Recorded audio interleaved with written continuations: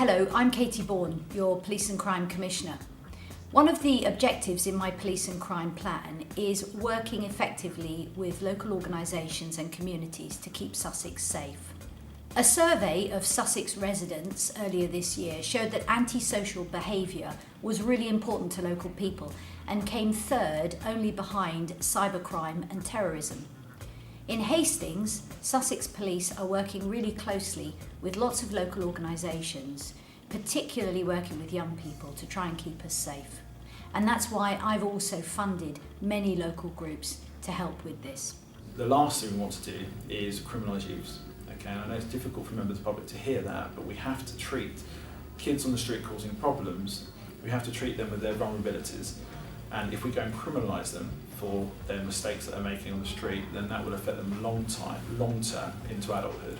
We knew early on that we had to build a strong partnership alongside the yachts, and the yachts wanted to build a strong partnership with us. And actually we know that working in partnership creates strengths for us, and we can't work in isolation because it simply won't and hasn't worked on the procedures that we used to carry out in isolation. We got quite a bit of positive feedback. We had positive feedback from the parents of the young people that were involved.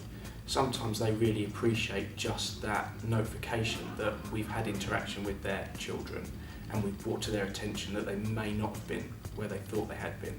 We also have members of the community, business owners would thank us for the improvements that they'd seen. And other parents would just thank us for the time that we'd taken to try and usher their children into other things. Yeah, there is a big issue, especially with younger children coming up from secondary schools. It's more that kind of age range, where there's not a lot of clubs and stuff, then obviously they get into trouble because there's nothing else to do.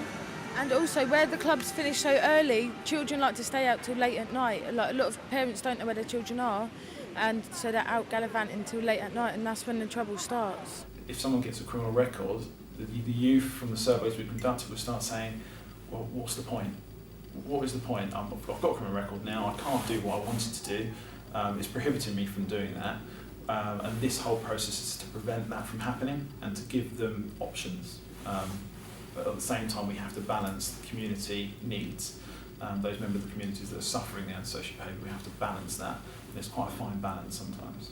One of the reasons they're often in such a group is 3 or 4 of that group may well be sofa surfing, relying upon staying at one other young person's property.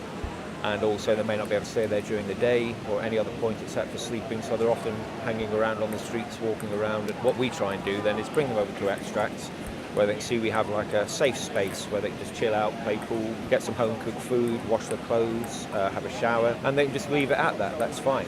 But what we generally then do would be to try and help them with their housing, perhaps accompanying them to the council, and then from there on, once they have an assessment, perhaps supporting them into accommodation that would be suitable for them, perhaps with some level of support, or house shares, things that are more slightly tailored to what their needs may be, and with a greater success rate for staying in there and making a successful tenancy.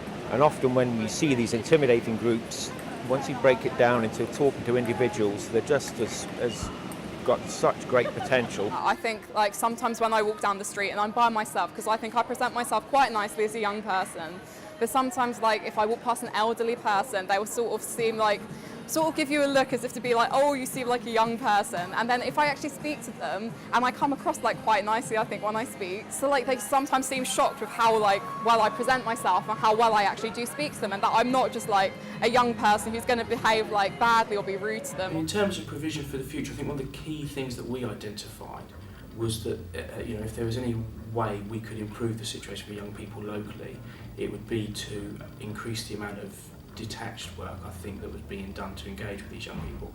Because if you look at, in essence, of a lot of the work that we did, it was ground level engagement with the young people to find out why they were there, find out why they were doing what they were doing, and then working with them and partner agencies to put something in place.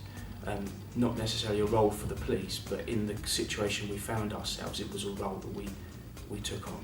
So for me, in terms of wish list, funding, I don't feel with youth work is where it needs to be.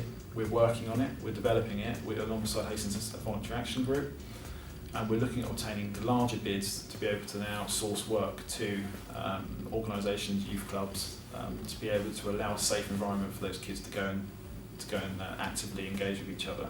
as opposed to hanging around on street corners, causing antisocial behaviour and doing the things that they're doing at current. So for me, money needs to be pumped into services. That's the most important thing. We should be the last resource.